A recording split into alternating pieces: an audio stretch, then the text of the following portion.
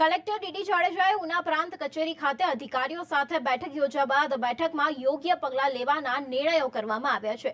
દેલવાડ, તડ અને નલિયા માંડવી ગામે દબાણ હટાવવા માંગ થયેલી, જેથી જિલ્લા કલેક્ટર દ્વારા સ્થળ નિરીક્ષણ કરી માપણી કરી દબાણ દૂર કરવા તંત્રને કહ્યું છે। કલેક્ટર દ્વારા ઉના-દેવ રોડ પર આવેલા દેલવાડા અને નળિયા માંડવીના ગામ દબાણ હટાવવા કવાયત શરૂ કરવામાં આવી છે। દીવ નજીક આવેલા ઉનાના તડગામ પર બિનકાયદેસર રોડ નજીક ખડકી દેવાયેલા હોટલનું સ્થળ નિરીક્ષણ કરવામાં આવ્યું હતું। જિલ્લા કલેક્ટરે આ અંગે જણાવતા કહ્યું કે નલિયા માંડવી ગામે 100 થી વધુ બોગસ પ્લોટની માપણી અને તપાસ બાદ દબાણો દૂર થશે।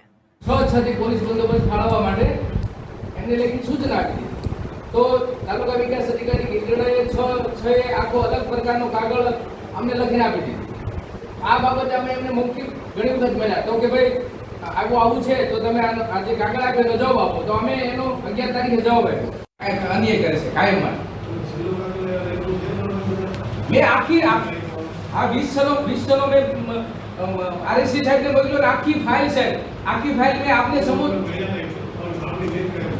હા આપને એટલે તો અમને થોડી આશા છે। અને જે કહે છે ને કે ઓલાને નોટિસ નથી આપી, ઓલાને નથી આપી। મુદ્દા નંબર મારું એક છે કે નાળિયા માંડવી ગામ છે એ અમારે હમણાં 2-3 દિવસ પહેલાં નવા બંદર પોલીસ સ્ટેશનમાં ગયું તો અમારે પરા તરીકે ખંડેરા ગામ છે એ ઉનામાં રહી ગયું છે। કાલ સવારે એ લોકો દાખલા કઢાવવા જાય તો એ લોકો કહે છે કે તમે નવા બંદર જાઓ, નવા બંદરવાળા કહે છે કે તમે ઉના જાઓ। તો ખંડેરા ગામ સરકારી જમીને અટકાવવા જઈએ તો એકબીજાને સોપારી આપી ને અમારા ઓલવાડ જો મર્ડર થયો નિશાનભાઈ કરીને રાજકોટથી આવ્યા હતા એ રિવોલ્વર લઈને રાતના ભરતી કરતા હતા। અમે અટકાવવા જાય ને કહીએ કે ભાઈ ભરતીની આમાં તપાસ ચાલુ છે, છતાં કોઈ માનતા નથી। નોટિસો આપવા છતાં સાહેબ નથી માનતા। અમને એવું થાય કે પંચાયતની તાત્કાલિક લેટર પેડ ઉપર પ્રોટેક્શન મળે એવી રીતના કરાવો। અવારનવાર મારા ઉપર લેન્ડ ગ્રેબિંગની ફરિયાદો થઈ છે। હાલમાં તાલુકા વિકાસ અધિકારી પાસે તપાસ છે, બરાબર। સરકારી જો મારા નામે હોય કે મારા બાપ દાદાના નામે ગામતળમાં જો પ્લોટ હોય તો મારા ઉપર બી ગુનો દાખલ થવો જોઈએ। નહીં સાહેબ, નહીં જો ગુનેગારો છે કે મારી સાંભળો કે મારી સરપંચનો પ્રતિનિધિ છું, બરાબર છે, મારા દાદાના નામે સનદ હોય તો મારા ઉપર બી ગુનો દાખલ થવો જોઈએ। કે મારા બાપાના નામે પણ ગામતળમાં પ્લોટ મળેલો હોય તો મારા ઉપર બી ગુનો દાખલ થવો જોઈએ।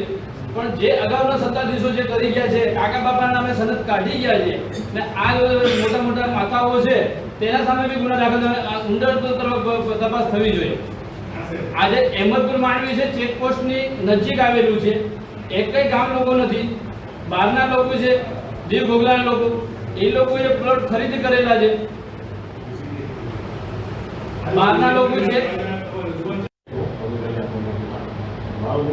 સીએચસી ને લઈને છે કે 2017-18માં નીતિન પટેલ જ્યારે નાયબ મુખ્યમંત્રી હતા ત્યારે આપણે બિલ્ડિંગ માટેની ફાળવણી થયેલ, પણ હજી સુધી બિલ્ડિંગ નવું બન્યું નથી। એમાં મેઇન ભૂમિકા છે ડીઆઈયુએ સાહેબ ઘોર બેદરકારી રાખી છે, એના કારણે ઘણા બધા ડિસ્ટ્રીબ્યુટ સર્જાણા છે। અને અત્યારે સાહેબ ઓલરેડી મંજૂર થઈને કમ્પ્લીટ થયેલું છે, પણ હજી પણ સાહેબ ગોકળ ગતિએ ચાલે છે, આગળ વધતું નથી અને અટકેલું પડ્યું એ કોઈનું સાંભળતા નથી। અત્યારે પણ જે જૂની બિલ્ડિંગ છે એને પણ હજી અત્યારે 2-3 વર્ષ જ્યાં સુધી નવું બનશે નહીં ત્યાં સુધી રખરખાવ માટેની જે કામગીરી છે એ પણ થતી નથી। ખાસ કરીને ટોયલેટ બાથરૂમના દરવાજા છે કે સફાઈ છે, ગ્રેનેડ છે, પેવર બ્લોક છે, સ્ટ્રીટ લાઇટ છે, વોટર ટ્રેન્કિંગ છે, કલર કામ છે, કેટલા બધા મુદ્દા છે સાહેબ, પણ એકય કામ થતું નથી। અને એસએમસીયુ ની મંજૂરી માર્ચ 2023માં મળેલી છે, 6 વર્ષ પહેલા 20 લાખ રૂપિયા મંજૂર થયેલા છે, એની પર પણ કોઈ કાર્યવાહી થઈ નથી સાહેબ। આપશ્રીને મારી નંબર છે નીટ આની એક્ઝામના કારણો આપીને, અને 2નું મેકઅપ હજી ખાલી। તો આવડો મોટો તાલુકો છે સાહેબ, એટલા બધા અત્યારે ઓપીડી છે કે એક મેડિકલ ઓફિસર સહેજે પહોંચી ન શકે સાહેબ। તો આ ભરતી પણ આપણે વહેલી તકે થાય એવી આપને મારી રજૂઆત છે। એક હજી મારી રજૂઆત છે સાહેબ, 1979માં ગુજરાત ગૃહનિર્માણ બોર્ડે આખા જિલ્લામાં મકાનો બનાવ્યા હતા ગરીબ પરિવારો માટે। આજે 45 વર્ષ જેવો સમય થયો છે સાહેબ, એની વચ્ચે ગરીબ લોકોએ પોતાના જે પ્રીમિયમો છે એ ભરી દીધા, એને દસ્તાવેજ કરી દીધા, એના પછી એનઓસી આપી દીધી, છતાં પણ આજ દિવસ સુધી એનો પ્રોપર્ટી કાર્ડ નીકળતું નથી. હવે એને મંજૂરી મળતી નથી કે લોન મળતી નથી. તો આ અને પેલા દેલવાડા ગામની પ્રણાલિકા હતી કે દરેક ઘરે એક ગાય રાખતા, પણ આ ગૌચરમાં દબાણ થવાના કારણે લોકોએ ગાય રાખવાનું બંધ કરી દીધું. રોડ ઉપર નજીકમાં કબ્રસ્તાનની બે સાઈડમાં મેઇન કબ્રસ્તાન છે મુસ્લિમ સમાજનું, એની બે સાઈડમાં પેશકદમી છે. મિનારાવાળા મસ્જિદની પશ્ચિમ સાઈડમાં પેશકદમી થયેલી છે.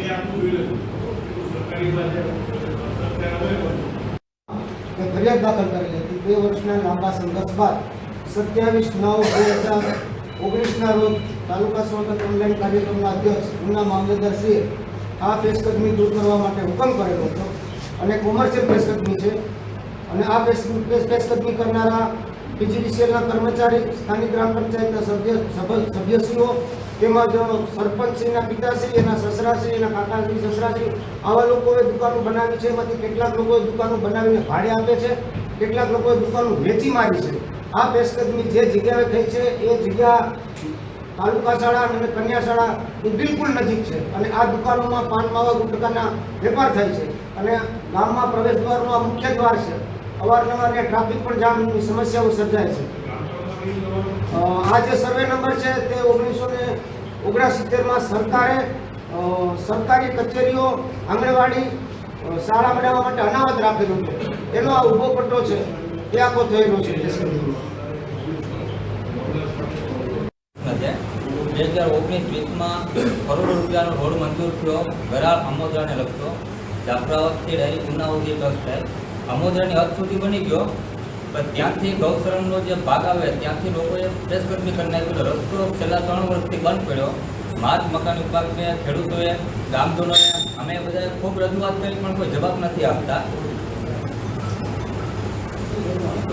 હોટલો છે ગૌચરમાં, એ રોડ પર છે. પછી પ્રાથમિક શાળાની જે જગ્યા છે તળગામ, તળ એ હોટલો છે બધી ગૌચરમાં છે. એના પાડવાના હુકમ પણ થયા, પણ તંત્ર દ્વારા અત્યાર સુધી ખાલી અમને કીધું કે પાડી નાખશું. હજુ સુધી એવું ને એવું ઊભું છે. હા, કેસરિયાથી તળ આવી તળ ગામની અંદર જ છે. જે આપણે દીવ જઈએ ને એ મેઇન રોડ ઉપર જ છે. હા, હોટલો અને દુકાનો.